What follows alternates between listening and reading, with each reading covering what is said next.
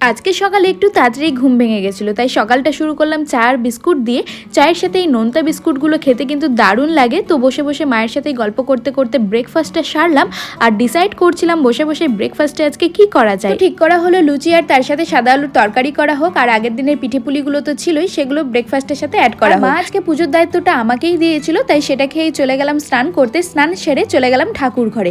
সেখানে পুজো করে নেমে দেখি মা রেডি হচ্ছে। জিজ্ঞেস করাই বলে উঠলো দিদির বাড়ি যাচ্ছে। তো আমিও রেডি হয়ে একদম মার সাথে বেরিয়ে পড়লাম দিদির বাড়ির উদ্দেশ্যে। আর আমার বাড়ির সামনে এরকম অনেকগুলো পুচকে ছানা রয়েছে, তো মা নিচে নামতে দেরি করছিল জন্য কিছুক্ষণ ওদের সাথে একটু খেলে নিলাম। দেন দিদির বাড়ি থেকে এসে একটু লাঞ্চ টাঞ্চ করে ভাত ঘুম দিয়েছিলাম। আর আগে থেকে যেহেতু ডিসাইড করা ছিল আজকে ডিনারে হবে কড়াইশুটির কচুরি আর তার সাথে নতুন আলুর দম, তাই সন্ধ্যাবেলার দিকে মা সামনে দিয়ে দিল এক প্লাস্টিক কড়াইশুটি, আর সেগুলোই বসে বসে গল্প করতে করতে ছাড়িয়ে নিচ্ছিলাম। সমস্ত রেসিপিগুলো আমি আমার চ্যানেলে দিয়ে রেখেছি, তোমরা গিয়ে চেক আউট করে নিতে পারো।